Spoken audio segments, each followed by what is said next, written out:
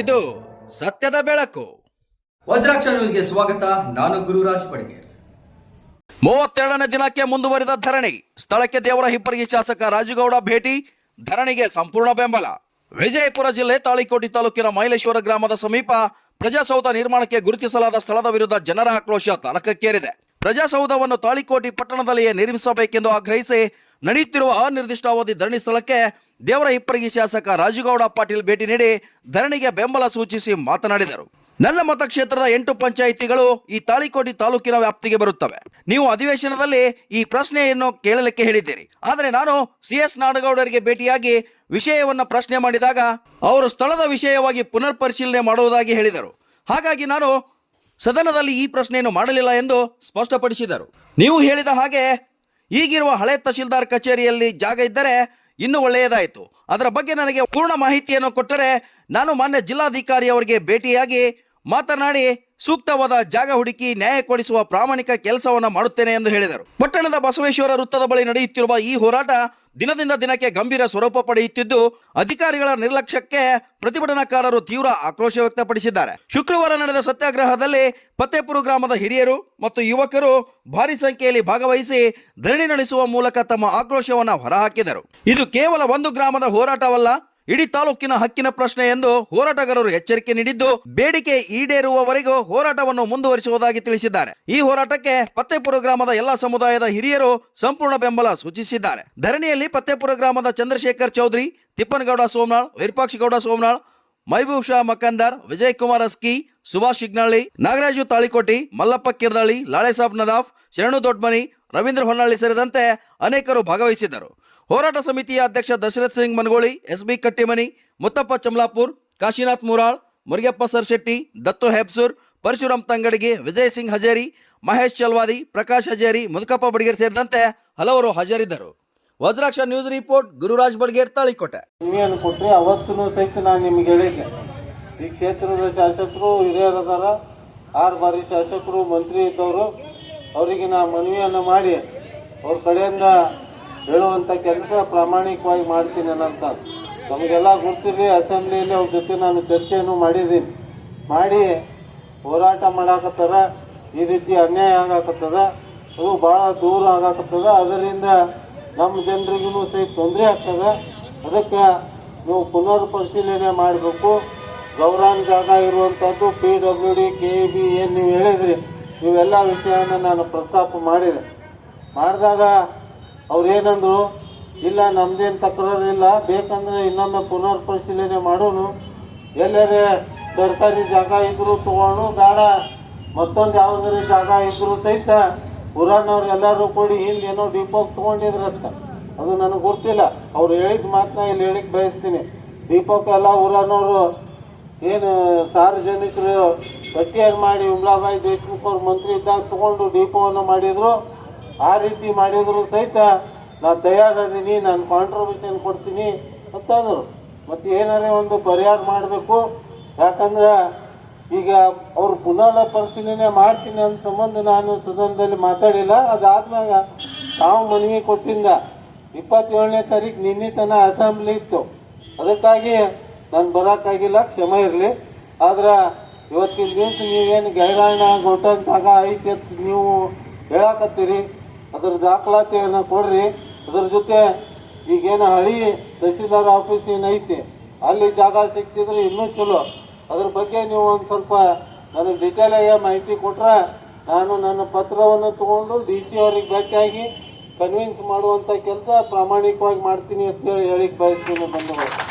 ಅದೇ ರೀತಿ ಜಾಗ ಇರ್ಲಾರ್ದಾಗ ಈಗ ನಾನು ಅವ್ರು ನನಗೊಂದು ಪ್ರಶ್ನೆನೂ ಮಾಡಿದ್ರು, ಏನಂದ್ರೆ ನೋಡ್ರ ಈ ಹೇಳಾಕತ್ತೀರಿ ದೇವರಿಪುರಿಯಾಗಿ ನೀವು ಎಲ್ಲಿ ಪ್ರಜಾಸೌಧ ಮಾಡಾಕತ್ತೀರಿ ಅಂತೇಳಿ. ಅವಾಗ ನಾನು ಹೇಳಿದೆ, ಸತ್ಯ ಇದೆ, ನಂದು ಪ್ರಜಾಸೌಧ 2.5 ಕಿಲೋಮೀಟರ್ ದೂರನಾಗ, ಆದ್ರೆ ಬಿಜಾಪುರ ಮತ್ತು ದೇವರಿಪುರಿಗೆ ಮೇನ್ ರೋಡಿಗೆ ಅದು. ಅಲ್ಲಿ ಒಬ್ಬರು ಲೇಔಟ್ದವರು ನೀವೇನು ಕೊಡ್ರಿ ಅಂತೇಳಿ ಅದು ನಮ್ಮ ಜಿಲ್ಲಾ ಉಸ್ತುವಾರಿ ಸಚಿವರ ಮುಖಾಂತರ ನನಗೆ ಪ್ರೆಷರ್ ಹಾಕಿ ಅದನ್ನು ತಗೋರಿ ಅಂತಂದ್ರು. ನಮ್ಗೆ ಅಲ್ಲಿ ಜಾಗನೂ ಇರಲಿಲ್ಲ, ಲಭ್ಯತೆ ಇರಲಿಲ್ಲ. ಅದಕ್ಕೆ ಅವ್ರ ಜಾಗವನ್ನು ತೊಗೊಂಡ್ರೆ ಏನೋ ನಮ್ದೇನು ಒಳಗೆ 800 ಮೀಟ್ರ್ ಹೋಗೋದಿಲ್ಲ, ಆದ್ರೆ ಮೇನ್ ರೋಡಿಗೆ ಅದ. ಅದು ಹೇಳ್ತೀನಿ. ಅದಕ್ಕೆ ಅವರು ಪ್ರಶ್ನೆ ಮಾಡಿದಾಗ ನಾ ಹೇಳಿದೆ, ನೋಡ್ರಿ ಜನರಿಗೆ ತೊಂದರೆ ಆಗ್ಲಾರ್ದ ದೃಷ್ಟಿಯಿಂದ ಈಗ ತಾಳಿಕೋಟೆ ಒಳಗ ನೀವೇನು ಕೆರಿ ಜಾಗ ಅದು ಗೌರ್ಮೆಂಟ್ ಜಾಗ ಐತಲ್ಲ, ಅದು ಇತ್ತಂದ್ರೆ 100% ಅಲ್ಲಿ ಮಾಡ್ಲಾಕ ನಾ ಪ್ರಯತ್ನ ಮಾಡಿಸುವಂತ ಕೆಲಸ ಮಾಡ್ತೀನಿ ಅಂತ ಹೇಳಿಕ್ ಬಯಸ್ತೀನಿ. ಅದೇ ರೀತಿ ಇಲ್ಲಿ ತಹಸೀಲ್ದಾರ್ ಆಫೀಸ್ನಾಗ ಎಷ್ಟು ಜಾಗ ಐತಿ ಏನೈತಿ ನನಗೆ ಗೊತ್ತಿಲ್ಲ. ಯಾಕಂದ್ರೆ ಕೆಲವೊಂದು ಪ್ರಜಾಸೌಧ ನಿರ್ಮಾಣಕ್ಕೆ ನಮಗೆ ಬೇಕಾಗಿರುವಂಥದ್ದು 3 ಎಕರೆ ನಾವು ದೇವರಪುರಗಳು ತೊಗೊಂಡಿವಿ. ಇಲ್ಲಾದ್ರೂ ಸಹಿತ ಕನಿಷ್ಠ 2 ಎಕರೆಯಿಂದ 3 ಎಕರೆ ಬೇಕು. ಆ 2ರಿಂದ 3 ಎಕರೆ ಸರ್ಕಾರಿ ಜಾಗ ಇತ್ತಂದ್ರೆ ಇನ್ನೊಂದು ಜಾಗ ಹುಡುಕಾಡುವಂಥ ಅವಶ್ಯಕತೆ ನಮಗಿಲ್ಲ. ನಿಮ್ಗೆ ಆಗ್ಲೇ ಆಗ್ಬಿಡ್ತೀನಿ. ಯಾಕಂದ್ರೆ ಆ ಪ್ರಜಾಸೌಧ ಜನರಿಗೆ ಅನುಕೂಲ ಆಗೋ ಸಂಬಂಧ ಒಂದೇ ಸೂರಿನಡಿ ಎಲ್ಲ, ಯಾಕಂದ್ರೆ ತಾಲೂಕುಗಳು ಡೆವಲಪ್ ಆಗ್ಬೇಕಾಗಿತ್ತಂದ್ರೆ ಎಲ್ಲ ಆಫೀಸ್ಗಳು ಬರ್ಬೇಕಾಗ್ತವೆ. ಯಾಕಂದ್ರೆ 13 ಆದಂಥ ತಾಲೂಕುಗಳು ಇವತ್ತು ನಾವು ಪ್ರಜಾಸೌಧ ನಿರ್ಮಾಣ ಮಾಡಾಕತ್ತೀವಿ. ನಾನು ದೇವರಪ್ಪರಿಗೆ ಒಂದು ಪ್ರಜಾಸೌಧ ತಗೋಬೇಕಾದ್ರೆ ಏನು ಗುದ್ದಾಡಿ ಅನ್ನೋದು ನನಗೆ ಗೊತ್ತದೆ. ಯಾಕಂದ್ರೆ ನಾನು ವಿರೋಧ ಪಕ್ಷದ ಶಾಸಕನಾಗಿ ಇರೋದ್ರಿಂದ ನಾನು ಹಲವಾರು ಬಾರಿ ಮನವಿ ಮಾಡ್ಕೊಂಡಾಗ ನನಗೆ ಲಾಸ್ಟ್ ಬಜೆಟ್ನಾಗ ಆಗ್ಯದ, ಈ ಬಜೆಟ್ನಾಗ ದುಡ್ಡು ಕೊಟ್ರ.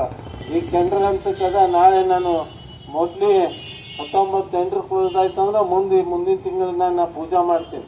ಆದ್ರೆ ಇವತ್ತಿನ ದಿವಸ ದುರ್ದೈವ ಸಂಗತಿ ಅಂದ್ರೆ ಇನ್ನೂ ಅನ್ಸತ್ತೆ ನೀವೆಲ್ಲರ ಅಪ್ಪನಿ ಮೇರೆಗೆ ನಾನು DC ಅವ್ರ ಜೊತೆ ಮಾತಾಡಿ ಸೂಕ್ತವಾದಂಥ ಜಾಗ ಹುಡುಕಾಡಿ ನ್ಯಾಯ ಕೊಡಿಸುವಂಥ ಕೆಲಸ ಪ್ರಾಮಾಣಿಕವಾಗಿ ಮಾಡ್ತೀನಿ. ಅದ್ರ ಕಾಪಿನೂ ತಮಗೆ ಕಳಿಸ್ತೀನಿ ಅನ್ನೋಂಥ ಮಾತನ್ನು ಹೇಳ್ತೀನಿ. ಆ ಗೌರವನಾಗ ಅನ್ನೋದು ಏನೈತಿ ಅದು ನೀವು ಸರ್ವೆ ನಂಬರ್ ಅವು ಎಲ್ಲ ಕೊಟ್ರೆ ಅಂದ್ರೆ ಅದನ್ನು ಮೆನ್ಷನ್ ಮಾಡೇ ಲೆಟ್ರ್ ಮಾಡ್ತೀನಿ. ನೋಡ್ರಿ ಅವನ್ನೆಲ್ಲ ಮೆನ್ಷನ್ ಮಾಡಿ ಖುದ್ದು ನಾನೇ DC ಅವ್ರಿಗೆ ಭೇಟಿಯಾಗಿ, ಯಾಕಂದ್ರೆ ನೀವು ಯಾರು ಹೋರಾಟ ಸಮಿತಿಯವ್ರು ನನ್ನ ಜೊತೆ ಬರ್ಬೋದು, ನಿಮ್ಮನ್ನ ಕರ್ಕೊಂಡು ಹೋಗಿ ನಮ್ಮ ಮನವಿಯನ್ನು ಕೊಟ್ಟು ಪುನರ್ ಪರಿಶೀಲನೆ ಮಾಡಕ್ಕೆ ಹಚ್ಚುವಂಥ ಕೆಲಸ ಪ್ರಾಮಾಣಿಕವಾಗಿ ಮಾಡ್ತೀವಿ. ಮತ್ತು ಇನ್ನೊಂದು, ನೀವು ಪ್ರಶ್ನೆ ಹಾಕೊಳ್ಳಿಲ್ಲ ಅಂತೇಳಿ ಅಂದ್ರೆ ಈಗ ಈಗ ಏನು ವ್ಯವಸ್ಥೆ ಐತೆ ಅನ್ನೋಂಥದ್ದು ಭಾಳ ಒತ್ತು ಹೇಳುವಂಥದ್ದು ಇಲ್ಲ. ಅವರು ಸ್ಥಳೀಯ ಶಾಸಕರು ಸೀನಿಯರ್ ಇರೋದ್ರಿಂದ ಅವ್ರದ್ದೇ ಸರ್ಕಾರ ಇರೋದ್ರಿಂದ ನಾನು ಮೊದಲು ಅವರಿಗೆ ಮನವಿ ಮಾಡ್ತೀನಿ ಅಂತ ಅವತ್ತು ನೀವು ಮನವಿ ಕೊಟ್ಟಾಗೂ ಹೇಳಿದ್ದೆ. ಅದಕ್ಕೆ ಅವರು ಮನವಿ ಕೊಟ್ಟಾಗ ಅವ್ರು ಏನಂದ್ರು, ಪುನರ್ ಪರಿಶೀಲನೆ ಮಾಡೋಣಂದ್ರು. ಮಾಡ್ತೀನಂದ್ರು ಮತ್ತೆ ಕ್ವಶನ್ ಹಾಕೊಂಡ್ರೆ ಅನ್ಬಾರ್ದತ್ ನಾ ಕ್ವಶನ್ ಹಾಕೊಂಡಿಲ್ಲ. ನಮಗೆಲ್ಲರಿಗೆ ಗುರ್ತಿರಲಿ. ಅವ್ರು ಪರಿಶೀಲನೆ ಮಾಡ್ತೀನಂದಾಗೂ ಮತ್ತೆ ನಾ ಪ್ರಶ್ನೆ ಹಾಕೋದು ಬೇಡ ಅಂತೇಳಿ ಬಿಟ್ಟಿದ್ದದ.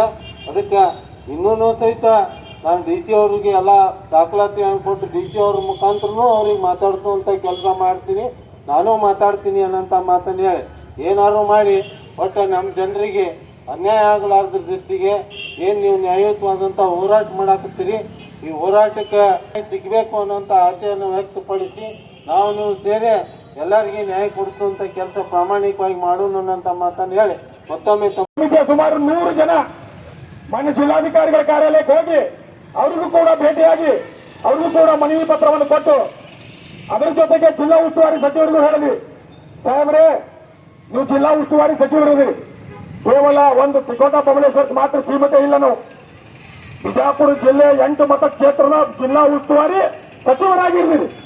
ಕೇವಲ ಒಂದು ಬಬಲೇಶ್ವರ ತಿಕೋಟ ಸಮಸ್ಯೆ ಬಂದಾಗ ಓಡಿ ಹೋಗುದು, ಬಿಜಾಪುರ ಲೋಕಲ್ದಾಗಿದ್ದಾಗ ಮಾಡುದಲ್ಲ.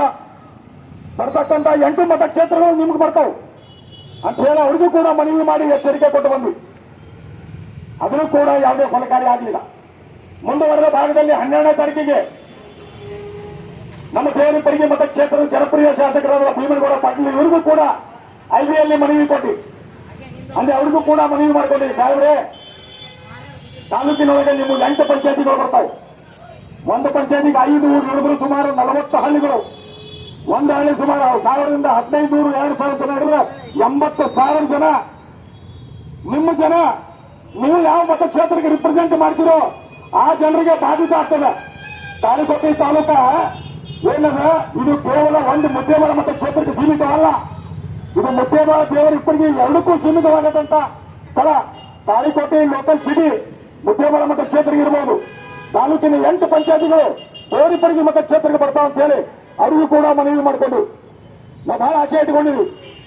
ಹೇಗಾದ್ರೂ ವಿರೋಧ ಪಕ್ಷದಾಗ ನಮ್ಮ ಸಾಹೇಬರು ವಿಧಾನಸಭೆಯಲ್ಲಿ ಏನು ಚರ್ಚೆ ನಡೀತದೆ ಅದೇ ಸಂದರ್ಭದಲ್ಲಿ ಅವ್ರದ್ದು ಒಂದು ಜವಾಬ್ದಾರಿತವಾದಂತಹ ಒಂದು ಪ್ರಶ್ನೆ ಕೇಳ್ತಾರಂತ ಹೇಳಿ ನಾವು ಬಹಳ ತಿಳ್ಕೊಂಡಿದ್ವಿ. ಆದ್ರೆ ಅವರು ಇನ್ನ ಕಾಲ ಮಿಂಚಿಲ್ಲ, ಸಾಧ್ಯತೆಗಳದಾವು. ಇದೇ ಸಂದರ್ಭದಲ್ಲಿ ನಮ್ಮ ಗುರುಮಠಕಲ್ ಶಾಸಕರು ಬಂದಿದ್ರು, ಇಲ್ಲೇ ಬಿಜಾಪುರ ಬಂದು ಲಗ್ನ ತಗೊಂಡಿದ್ರು, ಕಂದಕೂರ್ ಸಾಹೇಬ್ರು. ಅವ್ರು ನಮ್ಗೇನು ಶಾಸಕರಂತೂ ಗೊತ್ತಿಲ್ಲ, ಏನು ಗೊತ್ತಿಲ್ಲ. ಅವರೇ ಈ ಹೋರಾಟ ಸಮಿತಿಯ ಹೋರಾಟವನ್ನು ನೋಡಿ ಗಾಡಿ ನಿಂದ್ರಿಸಿ ಕೆಳಗೊಂದು ಹೋರಾಟ ಸಮಿತಿಯವರಿಗೆಲ್ಲ ಭೇಟಿಯಾಗಂದ್ರು, ನಿಮ್ಮ ವಿಷಯಗಳನ್ನು ಕೊಡ್ರಿ, ವಿಧಾನಸಭೆಯಲ್ಲಿ ನಾನು ಇದರ ವಿಷಯ ಚರ್ಚೆ ಮಾಡ್ತೀನಂತ. ಯಾದಗಿರಿ ಜಿಲ್ಲೆ ಗುರುಮಠಕಲ್ ತಾಲೂಕಿನ ಗುರುಮಠಕಲ್ ಮತಕ್ಷೇತ್ರದ ಶಾಸಕರು. ಬಹಳ ಸಂತೋಷ ಆಯ್ತು. ಇಂಥ ಹೋರಾಟಗಾರರು ಇವತ್ತು ಹೋಗ್ತಾ ಹೋಗ್ತಾ ಹೋರಾಟಗಾರರನ್ನ ನೋಡಿ ನಿಲ್ಲಿಸಿ ವಾಹನದಿಂದ ಬಂದು ನಮ್ಮ ಮನವಿಯನ್ನು ತಗೊಂಡು ನಾನು ಮಾತಾಡ್ತೀನಿ ಅಂತ ಹೋದ್ರು.